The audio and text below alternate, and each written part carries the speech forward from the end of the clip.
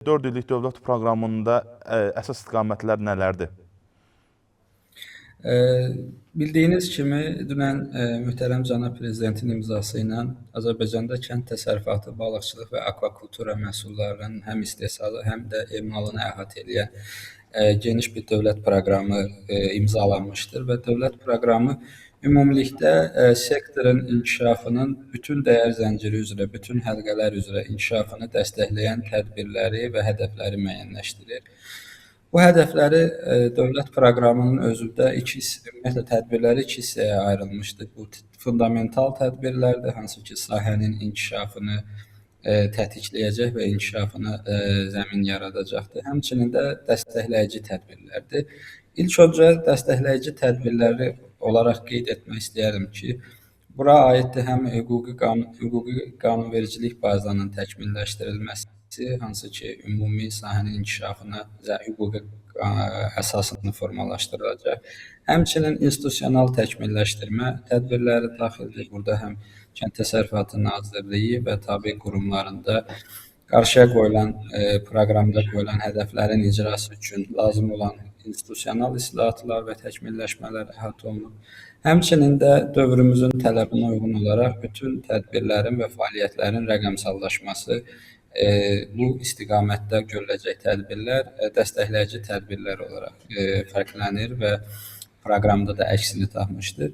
Fundamental tədbirlər isə bu həm aqrar istehsalın, həm bitkiçilik, heyvandarlıq və həmçinin balıqçılıq və akvakultura sahəsində aqrar məhsul istehsalının artımını, həmçinin aqrar məhsulların saxlanış imkanları, logistika imkanları və həmçinin də emalını dəstəkləyən bir çox fundamental tədbirləri əhatə edir. Fundamental tədbirlərdən ilkin olaraq toxunmaq istədiyim bitkiçilik sahəsi üzrə istiqamətlənmiş tədbirlərdir. Burada əsasən iki istiqamətdə dəstəkləyici tədbirlər və hədəflər formalaşmışdır. Bu ilk öncə ümumiyyətlə yüksək dəyər yaradan məhsul istehsalını təşviq eləyəcək tədbirlərdir. Harda ki, ölkədə aqrar inkişafının, həmçinin də ixrac potensialını birbaşa dəstəkləyəcək meyvəçilik, tərəvəzçilik istiqamətində, həmçinin bostan məhsullarının istehsalı istiqamətində veriləcək dəstəklərdir. Həmçinin də ikinci istiqaməti də bu ölkənin ərzaq təhlükəsizliyini birbaşa təmin eləyəcək, taxılçılıq, xüsusən də ərzaqlı buğda istehsalı ilə bağlı özünü təminatı artıracaq istiqamətindəki tədbirləri qeyd eləyə bilərəm. Bura həmçinin texniki məhsullardan pambıq və digər texniki məhsulların da həm məhsuldarlığının artırılması və məhsuldarlığı artımı hesabına da ümumi məhsul istehsalı və həmçinin də məhsulun emalı istiqamətində də dəstəkləyici tədbirləri vurğulaya bilərəm. Qeyd edeyim ki, bu istiqamətdə əvvəlki dövlət proqramları və həmçinin təşəbbüslərdə də geniş fəaliyyətlər nəzərdə tutulub və icra olunmuşdur. Bu dövlət proqramının xüsusilə fərqlənən əsas xüsusiyyətlərindən biri fundamental tədbirlər istiqamətində heyvandarlıq və balıqçılıq sahəsinin xüsusi olaraq əhatəli və əsaslı şəkildə inkişafına yönəlmiş tədbirlərin qeyd olunmağıdır.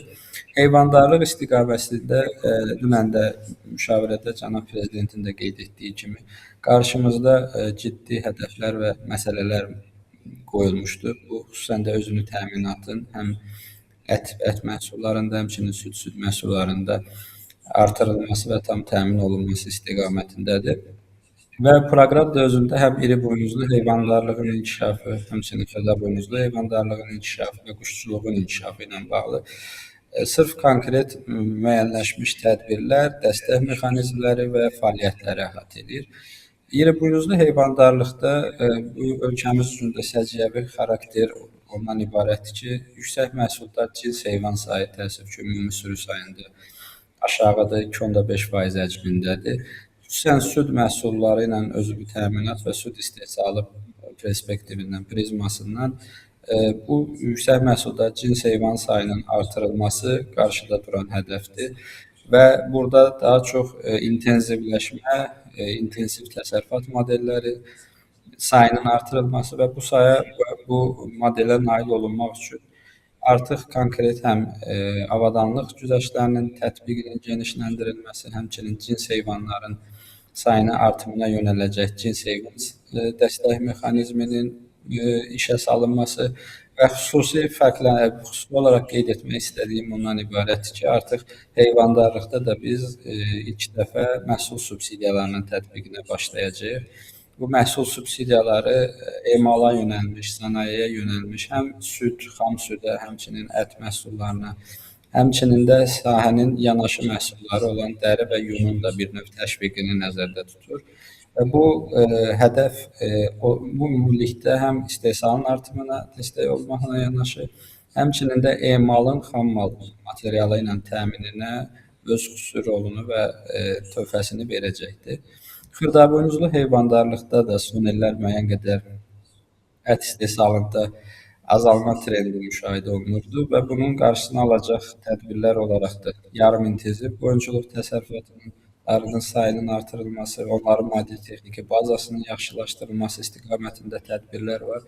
Bura həm təsərrüfatlardakı mövcud şəraitə dəstəkləyən avadanlıqların yenilənməsi ilə yanaşı, onların içməli su təminatına dəstək olacaq subartezan quyularının bir növ qazılmasının dövlət tərəfindən dəstəklənməsi tədbirləri var.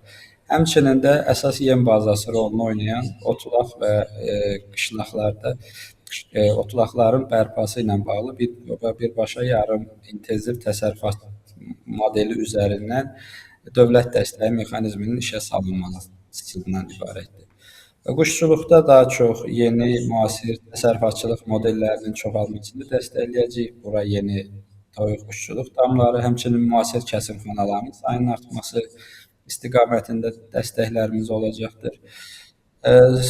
Əlavə olaraq xüsusilə balıqçılıq və akvakultura sahəsini vurğulamaq istəyərdim. Bildiyiniz kimi artıq bir ildən biraz artıq müddətdir ki, möhtərəm cənab prezidentin müvafiq fərmanı ilə balıqçılıq və akvakultura sahəsi kənd təsərrüfatı fəaliyyət sferasına aid edilmişdir və bu dövlət proqramı da ilk dəfə olaraq balıqçılıq və akvakultura ilə bağlı tədbirləri də özündə əhatə edir, əks etdirir. Burada həm akvakulturada məhsul istehsalını biz hədəfləyirik və bunu təşviq eləyəcək ilk dəfə olaraq da məhsul subsidiyası təşviqi alətimiz artıq fəaliyyətə başlayacaq. Həmçinin yeni qurulan və yaxud da müasir akvakultura təsərrüfatlarında avadanlıqların güzəştlərlə alış imkanları tətbiq olunacaq və həmçinin də akvakulturada istehsalın artımı ilə yanaşı balıq ovunda da dayanıqlığın təmini əsas hədəflənilir. Həmçinin ətraf mühitinə biomüxtəliflik baxımından yetərli səviyyədə balıq nəvə, balıq körpələrinin buraxılışını təmin edə bilmək üçün balıq artırma zavodlarımızın yenilənməsi istiqamətində investisiya təşəbbüsləri olacaqdır və ümumilikdə balıqçılıq və akvakultura sahəsində akvakulturada məhsul istehsalını hədəfləmişik. Bu artıq mövcud istehsalın ən azı 2 dəfə artımı deməkdir. Həmçinin də dayanıqlı ovu hədəfləməklə və bu hədəflərə nail olmaqla yanaşı ümumi balıqçılıq məhsullarının ixracının da artırılması əsas hədəf olaraq müəyyənləşdirilmişdir. Bütün bu deyilən istiqamətlər və tədbirlər həmçinin özündə bizim fermerlərin və istehsalçıların aqrar xidmətlərə çıxışını yaxşılaşdırmaq, burada həm baytarlıq, həm fitosanitar və digər aqrar xidmətlərə çıxışının yaxşılaşdırılmasını əhatə eləməklə yanaşı, əhatəli şəkildə fermerlərin və istehsalçıların həmçinin maliyyə resurslarına, kreditlərə və həmçinin aqrar sığortaya çıxışını da proqram əhatə edir. Burada daha çox güzəştli kredit təminatı istiqamətində dəstəklər, həmçinin artıq bu ildən tətbiq olunacaq kredit dərəcələrini, faiz dərəcələrinin subsidiyalaşdırılması aləti ilə bir növ bizim fermer və sahibkarlarımızın qeyd olunan istiqamətdə investisiyaları qoya bilmələri və yeni təsərrüfatların yaradılmasında maliyyə əlçatanlığının təmin edilməsi hədəflənir. Proqramda bir də sonda qısaca qeyd etmək istəyərdim ki, emal, logistika və dəyər zənciri üzrə tədbirlər və tədbirlərin dəstəklənməsi də əhatə olunur və burada hədəf ümumilikdə təkcə aqrar məhsul istehsalını deyil, həmçinin emalın və ölkədə dəyər yaradılma prosesinin daha da artırılması və dəyər zənciri üzrə istehsalın ölkədə təmin olunmasıdır. Burada klaster yanaşması ilə həm pambıq klasterinin genişləndirilməsi, pambıq emalını təşviq eləyəcək mahluc və ipliyə dəstəklərin verilməsini qeyd edə bilərəm. Həmçinin bitki yağlarında, xüsusən zeytun yağı emalında istehsal həcminin və hətta ixrac həcminin artırılmasını hədəfləmişik. Əlavə olaraq da istehsal, emal və ixrac-idxal kontekstində ölkə üzrə saxlanıc gücünün artırılması, burada həm taxıl silolarının, həmçinin soyuducu anbarların həcminin artırılması əsas prioritetdir. Bu bir növ ölkə üzrə məhsulların daha uzun müddət saxlanılaraq daha stabil qiymətə satışına imkan verəcəkdir. Və həmçinin də logistika və ixracı dəstəkləyəcək digər təşəbbüslər var ki, bizim həm istehsal artımına nail olmaqla yanaşı ölkədə ərzaq təhlükəsizliyinin təminine nail olaq və həmçinin güclü olduğumuz və potensiala malik məhsullarda ixracın həcmini artıra bilək. Qısaca mövcud dövlət proqramı ilə bağlı mən əsas nüansları çalışdım, bizim tamaşaçılara çatdırım. Təşəkkürlər. Zahir bəy, bir məsələni istirdim sizdən soruşam. Məsələ nədir? Dövlət başçısı müşavirədə çıxışında bildirdi ki, burada xüsusən investorlar, sahibkarlara səsləndirdi ki, bu sahəyə investisiya yatırmağa çağırdı. Bu istiqamətdə nazirlik hansı işləri görməyi planlaşdırır? Doğru qeyd edirsiniz. Ümumilikdə dövlət proqramı əsasən özəl sektorun driverliyi ilə, özəl sektorun təşəbbüskarlığı ilə məhsul istehsalına hədəfləyir, ümumiyyətlə sahənin inkişafını hədəfləyir. Burada qeyd olunan dövlət tədbirləri bir növ bu təşəbbüsləri həvəsləndirəcək, marağı artıracaq istiqamətdədir. Dəstəklər, subsidiyalar, güzəştlər, kommunal xidmətlərə qoşulmanın subsidiyalaşdırılması və digər istiqamətlərdə. Ümumiyyətlə, özəl sektorla işin daha intensivləşdirilməsi üçün nazirlik tabeliyində də məsələlər və resurslar mobilləşdirilibdir artıq və biz həm assosiasiyalarla, həm müxtəlif təşkilatlarla, həmçinin də investisiya fondları ilə artıq birbaşa bir növ müzakirələrə başlamışıq və növbəti dövrdə də artıq dövlət proqramının imkanlarını daha detallı və daha geniş və daha sahəvi sektorlara çatdırmaq üçün sahəvi görüşlərin həm ölkə üzrə, həmçinin də regionlarda sahibkarlarla, fermerlərlə, istehsalçılarla müşavirə tipli yerli görüşlərin təşkili planlaşdırılır. İlkin hədəfimiz növbəti qısa dövr ərzində proqramı hədəflərini, tədbirlərini və xüsusən də dəstək mexanizmlərini bizim sahibkarlara detallı, ətraflı izah eləyib bir növ məlumatlandırmaqdır.